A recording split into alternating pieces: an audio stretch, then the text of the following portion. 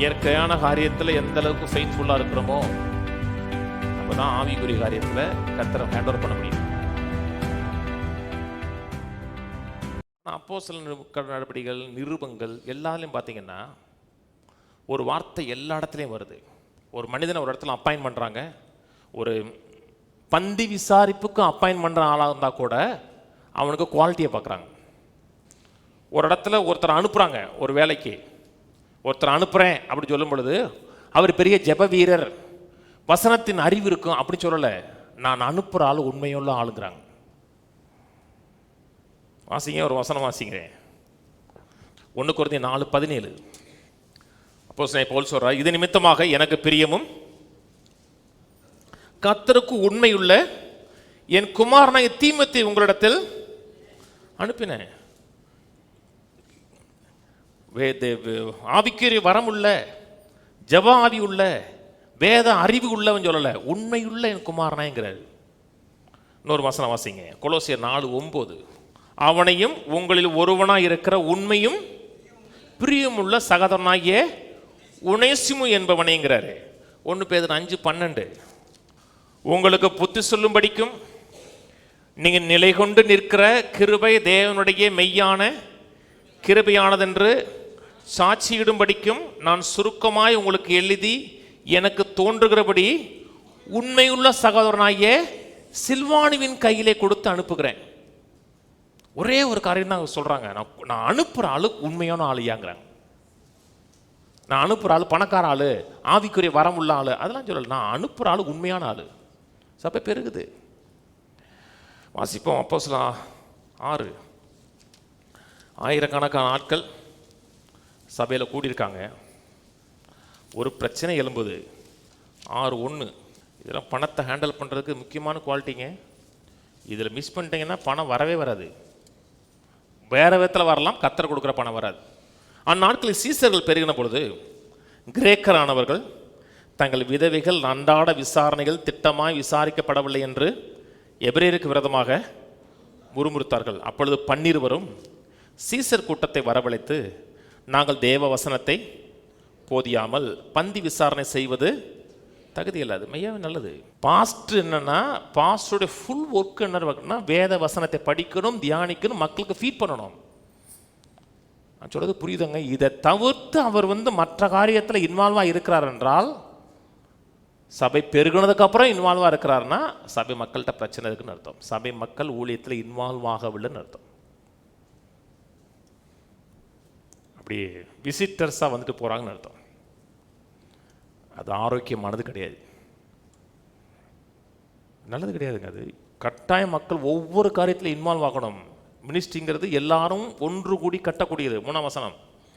அதனால் சகோதரரே, பரிசுத்த ஆவியும் ஞானம் நிறைந்து நற்சாட்சி பெற்றிருக்கிற 7 பேரை உங்களில் தெரிந்து கொள்ளுங்கள். அவர்கள் இந்த வேலைக்காக ஏற்படுத்தும். சாதாரண வேலை என்ன வேலை? பந்தி விசாரணை பண்ணுறது. அதுக்கு குவாலிஃபிகேஷன் பேசுகிறாங்க. பரிசுத்த ஆவியினாலும் ஞானத்தினாலும் நற்சாட்சி பெற்றிருக்கணும், ட்ரஸ்ட்வர்த்தியாக இருக்கணும், எல்லாரும் பார்வையிலையும் நல்ல ஆளு பேரை விட்டுருக்கணும். சாதாரண வேலைங்க, அதுக்கு குவாலிஃபிகேஷன் பார்க்குறாங்க. வாசிப்போம். நாங்களோ ஜெபம் பண்ணுவதிலும் தேவ வசனத்தை போதிக்கிற ஊழியத்திலும் இடைவிடாமல் தரித்திருப்போம் என்றார்கள். போடு. இந்த யோசனை சபை எல்லோருக்கும் பிரியமாக இருந்தது. அப்பொழுது விசுவாசம்னா ஃபெய்த் இருக்கிற மனிதன் தான் ஃபெய்த்ஃபுல் மனுஷனாக இருப்பான்.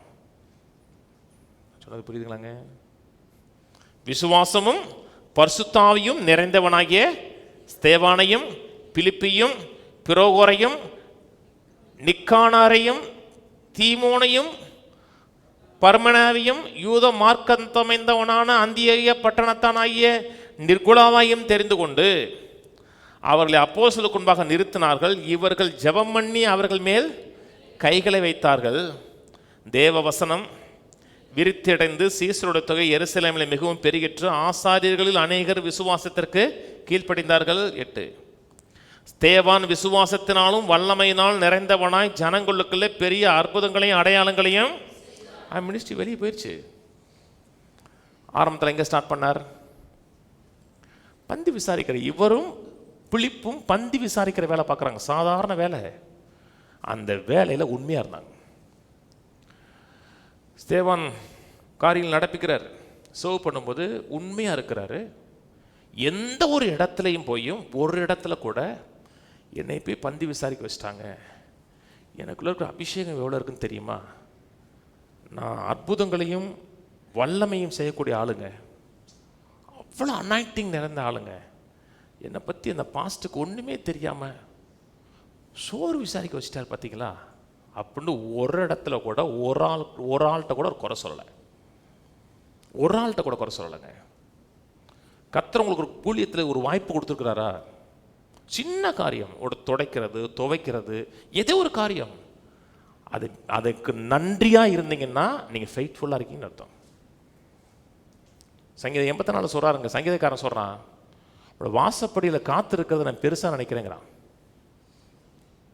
காத்திருக்கிறதுனா இங்கே ஆங்கில பைபிளில் டோர் கீப்பராக இருக்கிறது, வாசல் காக்கிறவனா இருக்கிறத நான் பெருசாக நினைக்கிறேங்கிறான். தேவனுடைய காரியத்தில் தேவனுடைய சித்தம் நிறைவேறதுக்கு எந்த ஒரு காரியம் செஞ்சாலும் அதில் நீங்கள் உண்மையாக இருந்தீங்கன்னா, கர்த்தர் இதில் உண்மையாக இருந்தீங்கன்னா மெய்ப்பொருளில் போய் உங்களுக்கு உண்மையாக மாற்றுவார். இது ட்ரூத்துங்க. சேமானோட இடத்துக்கு சாப்பாடு போடுறாரு, ஆறுன சாப்பாடு, சாம்பாரில் உப்பு இல்லை, ரசம் வந்து புளிக்குழம்பு மாதிரி, புளியா ரசமா அது சாணி தண்ணியான்னு தெரியல, ஊத்துறாரு. என்னங்க இப்படி இருக்கு? நான் யாரும் தெரியுமா, நான் எவ்வளோ பவர்ஃபுல்லானு தெரியுமா, என்னை ஒருத்தன் அப்பாயின்மெண்ட் பண்ணான் தெரியுமா, அவனை காட்டில் நான் பெரிய ஆள் தெரியுமா, அப்படி ஒரு இடத்துல சொல்லலை. அவர் ஊழியர்களை பற்றி பின்னாடி பேசுறது, குறை பேசுறது, அப்படி இருந்தோம்னா நம்ம ட்ரஸ்ட் வர்த்தின்னு அர்த்தம். என்ன கொடுக்கப்பட்டிருக்கிறதோ அதில் உண்மையாக இருங்க, கர்த்தர் அநேகத்தில் வைப்பார். ஸ்தேவானோட மினிஸ்ட்ரி எப்படிங்க முடிஞ்சு? பயங்கர ஞானத்தால் நிறைஞ்சு பேசுகிறாரு, ஒரு பெரிய டெஸ்ட் மணியை சொல்கிறாரு. 7ஆம் அதிகாரம் நினைக்கிறேன், ஆபிரகாம்லேருந்து ஆரம்பித்து பேசுகிறாரு. கடைசியில் அந்த மக்களுக்கு கன்விக்ஷன் வரும்பொழுது அவனை கல்லெறிஞ்சு கொள்கிறாங்க. அவன் கல்லெறிஞ்சு கொல்லப்படும் பொழுது இயேசு எழுந்துன்னு ஒன்று வரவேற்றார் தெரியுமா? வேதத்தில் எந்த ஒரு இடத்துல இயேசு எழுந்து நின்னார் இல்லைங்க, அந்த ஒரு இடத்துல எழுந்து நிற்கிறாருங்க. மற்ற எல்லா இடத்துலையும் உட்காந்துருந்தான் இருக்கு, சகலத்தையும் செய்து முடித்தவராய் பிலாவின் வலது பார்சத்திலே. ஆனால் அந்த இடத்துல இயேசு எழுந்து நின்னார் அவனை வரவேற்கிறதுக்கு. ஏன்னா ஹானர் அவனுக்கு. இன்னைக்கு பிலிப்பை பற்றி படிக்கிறோம், ஸ்தேவானை பற்றி படிக்கிறோம், 2000 வருஷம் கழிச்சு ஊழியத்தை பெருசாக பேசுகிறோம். எங்கே ஆரம்பித்தாங்க? சாதாரண பந்தி விசாரிப்பு. உண்மையாக இருக்காங்க, அதில் கரிசனையாக இருக்காங்க, அதில் கர்த்தர் மேலேருந்து பார்த்துட்டே இருப்பார். எப்படி செய்கிறான், எவ்வளோ சின்சியராக செய்கிறான். இது பெரிய காரியம் இல்லை, சின்ன காரியம். சோறு போடுறது பெரிய விஷயமா? சாதாரண காரியம். இயற்கையான காரியத்தில் எந்த அளவுக்கு ஃபெய்த்ஃபுல்லாக இருக்கிறோமோ அப்போ தான் ஆவிக்குரிய காரியத்தில் கர்த்தரை ஹேண்ட் ஓவர் பண்ண முடியும்.